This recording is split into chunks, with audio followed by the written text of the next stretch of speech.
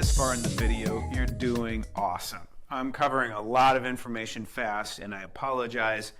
I like to talk about coffee, and I love helping people understand, but sometimes I get a little excited, and so then it sounds like I'm speaking at 1.25 or 1.5 speed, and I apologize for that. So I'm going to intentionally slow down here as we move into the flavor wheel.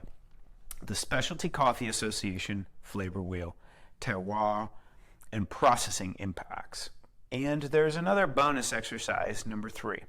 So we've covered a lot of content. If you need to go back and review any of the materials, please do so. If you have questions, leave them in the comment section or reach out to me. Be really happy to cover those. I realize that you don't want me talking for hours and hours on end on video, which I could do, but I'm going to refrain. And at the same time, you should be reading, you should be doing some of this work, taking the whole course in. You can do this course twice, and then see what is still lacking or what you need to get back in terms of knowledge and comprehension. As we move into the flavor wheel, we're not going to go too deep because this is an introduction to specialty coffee course. But I want you to understand how to use the flavor wheel, all these different flavor wheels, and I will talk about them and their various aspects, not to complicate the matter, but really to bring simplicity to it.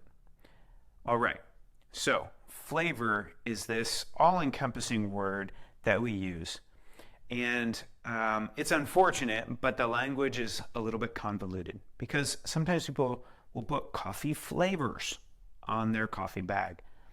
Old school coffee, gourmet coffee, they used to do like a dark cherry or an amaretto or a caramel flavored coffee.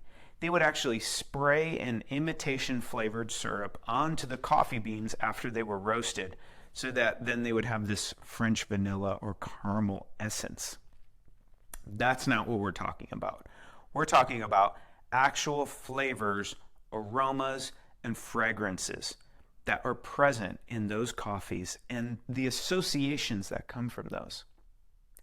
We talked about sensory perception, and our brain is this incredible machine that's translating electrical impulses from our tongue, from our mouth, from our olfactory bulb.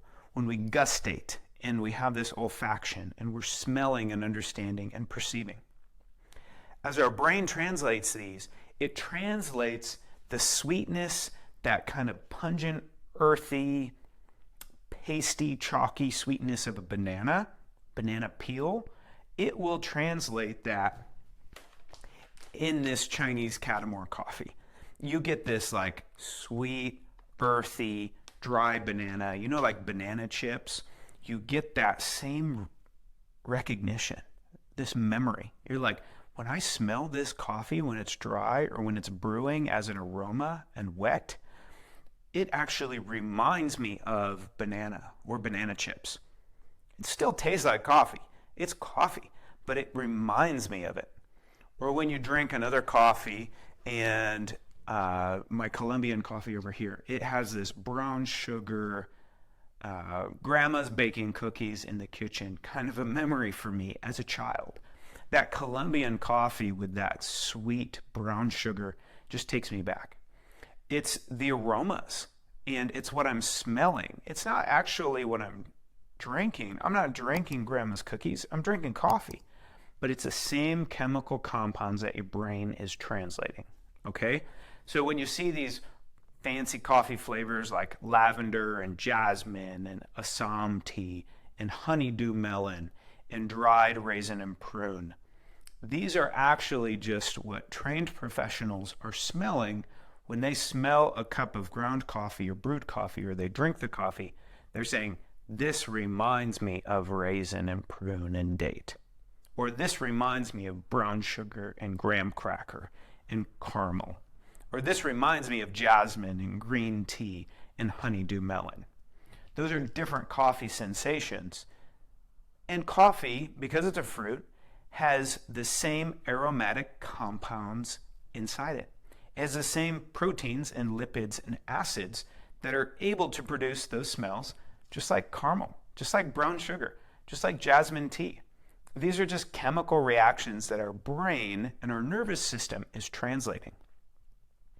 So I went way too far into in depth of that, but I think it's helpful. And it's way more than you need to know for introduction to coffee.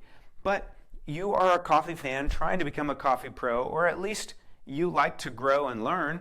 So there you go. No charge on that one. So the flavor wheel. Let's focus again and get back on topic. The flavor wheel is used to bring the coffee world together. And so really, you'll find a lot of coffee companies and coffee professionals stepping outside of the wheel just because we want to add more language to this.